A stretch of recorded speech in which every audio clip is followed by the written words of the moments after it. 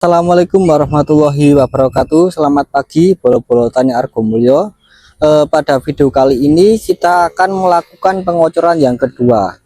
Jadi kita melihat musim ini di musim kemarau yang rencananya itu dalam pengocoran akan kita lakukan selama 10 hari sekali. Akan tetapi ini melihat kondisi dengan panas yang seperti ini, kemudian tidak ada curah hujan yang mengakibatkan tanah itu menjadi kering. Jadi di umur 7 HST kemarin sudah kita lakukan pengocoran, dan sekarang di umur 13 HST kita melakukan pengocoran yang kedua.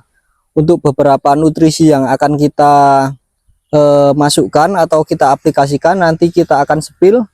Kemudian kita di sesi ini kita akan melihat yaitu performa dari cabai milik kami, yaitu di umur 13 HST. Jadi pada umur 13 HST ini, nah ini ternyata untuk daunnya sudah mulai lemes ya, sudah mulai kelihatan pertumbuhannya. Kalau di sini istilahnya itu sudah ngelilir. Jadi baru pindah tanam itu biasanya untuk benih, untuk bibit itu masih seperti di pembibitan. Akan tetapi ini di umur 13 HST berarti ini sudah mulai ngelilir atau sudah mulai tunas baru, ini muncul tunas baru di pucuk. Nah seperti ini. Ini tadi kita sudah melakukan pengocoran di pagi hari, kemudian nanti kita akan lanjutkan yaitu untuk kotak yang kedua dan kotak ketiga. Karena ini untuk bedengannya itu besar, jadinya untuk kebutuhan airnya juga banyak. Ini tadi kita habis sekitar 1 drum 160 liter. Kemudian untuk pengocoran yang drum kedua akan kita aplikasikan untuk kotak yang kedua dan juga kotak yang pinggir jalan itu. Untuk nutrisi yang akan kita aplikasikan akan kita spillkan. Mari kita ke sana untuk melihat beberapa nutrisi dan juga dosis yang akan kita gunakan.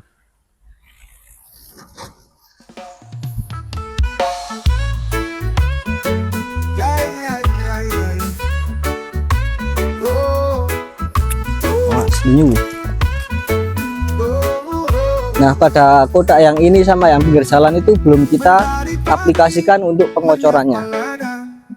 Jadi yang akan kita aplikasikan masih sama seperti yang kemarin, tapi di sini kita menambahkan KNO. Jadi KNO sendiri berfungsi untuk membantu proses fotosintesis, terutama untuk daun yang bawah. Jadi ini kita melihat kondisional, melihat kondisi dari tanaman kami ternyata kekurangan unsur kalium. Jadi untuk kali ini kita akan melakukan pengocoran kalium yaitu berupa KNO. Jadi untuk pupuk yang kita gunakan masih sama seperti kemarin, kita menggunakan Santagro MAP. Nah ini kebutuhan juga masih sama, sekitar setengah kilogram untuk drum 160 liter. Ini tadi pagi kita sudah kocor. Untuk yang kotak ketiga atau kotak paling atas itu menggunakan setengah kilo. Kemudian kita juga aplikasikan KNO merah. Untuk KNO sendiri untuk merek dagangnya itu banyak, tapi di sini saya menggunakan KNO yaitu kalponit dari tawon. Ini kandungannya nitrogen dan juga kalium. Nah untuk nitrogen dan juga kaliumnya plus kalsium plus boron, jadi ini sudah sangat komplit antara pupuk makro dan juga mikronya. Kita gunakan 1 kg. Kita campurkan, kemudian kita aplikasikan untuk 160 liter.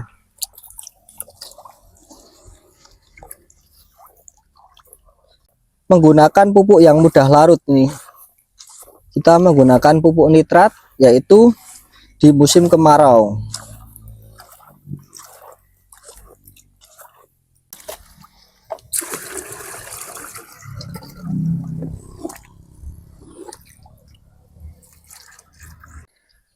Kemudian kita masih menggunakan Karate plus boron. Jadi dulu kita beli 1 sak itu ternyata banyak yang menggumpal. Ini kebutuhannya juga 1 kg untuk tangki untuk Drim 160 liter.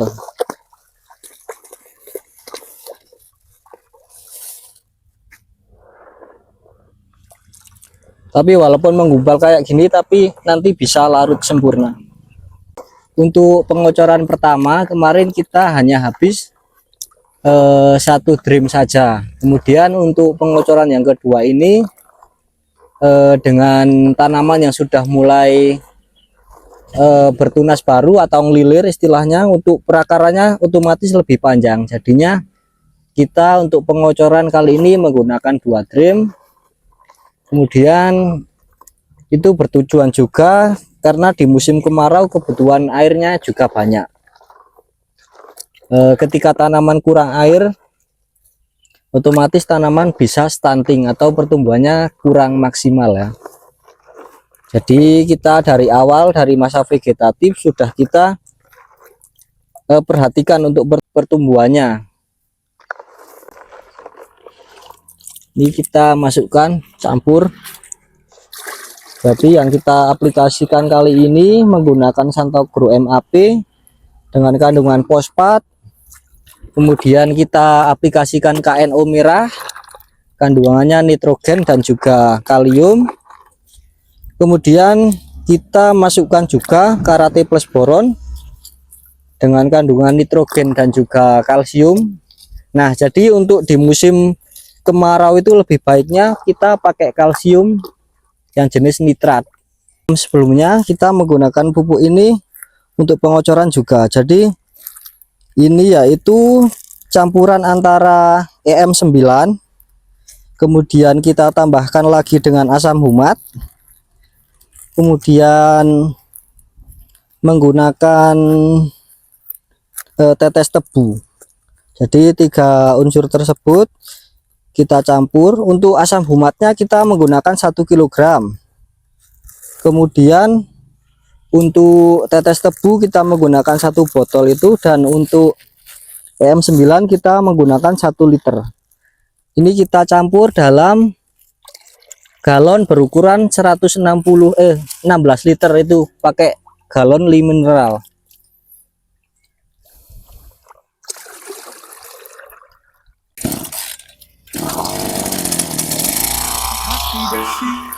Bertani untuk negeri tercinta, tak kenal lelah, tak pernah menyerah. Seperti ini alat yang kita gunakan. Dari Yamamex sendiri itu untuk steamnya biasanya steam kayak untuk menyuci mobil, itu cuci motor. Jadi kita modifikasi menggunakan handle sprayer yang besi. Kemudian kita pakai yang besi juga. Ini bisa untuk nyepray dan juga bisa untuk ngocor. Kalau pakai yang bawaan dari pabrik itu hanya bisa untuk spray saja, untuk semprot. Ini untuk kebutuhannya yaitu sekitar 1 gelas. Kalau yang untuk pengocoran pertama kemarin kita hanya menggunakan setengah gelas saja. Jadi dikira-kira, nah kurang lebih segini. 1 gelas untuk 1 tanaman.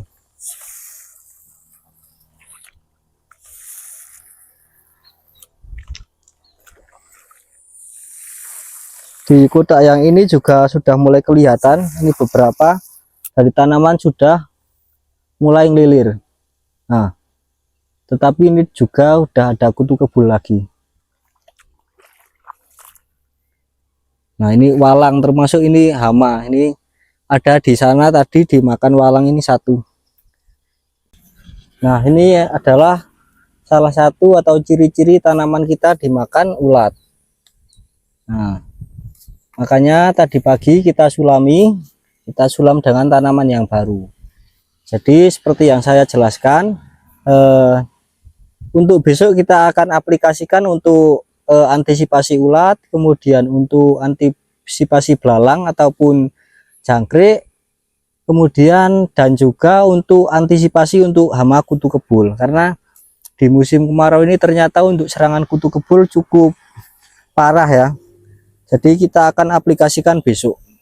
Nah, ini kutu kebulnya masih banyak ternyata. Nah, seperti yang saya jelaskan tadi, bahwasanya tanaman saya juga ada yang terserang belalang ataupun jangkrik. Nah, ini salah satunya. Biasanya patah di tengah seperti ini. Nah, maka dari itu besok di umur 14 HST berarti ya, rencananya kita akan melakukan penyepraian lagi, yaitu untuk serangan ulat, kemudian untuk antisipasi serangan belalang dan juga kutu kebul. Kemudian untuk fungisida juga akan mulai kita lakukan penyepraian di umur 14 HST, yaitu kita akan gunakan fungisida kontak dan juga sistemik dengan dosis setengah saja. Jadi untuk penjelasan terkait penyepraian akan kita bahas di video selanjutnya. Mungkin sekian dulu yang dapat kita share pada video kali ini. Kurang dan lebihnya mohon maaf. Apabila dari teman-teman petani ada masukan atau kritik dan saran, silahkan komentar di bawah ya.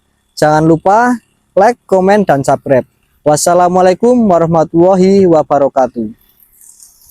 Alam kami melangkah, kami petani muda, menjaga bumi, menanam mimpi di tanah sendiri. Dengan jengkul dan keringat di dada, kami bangun masa depan bangsa. Hujan turun, kami bersyukur, terik datang, kami bersabar.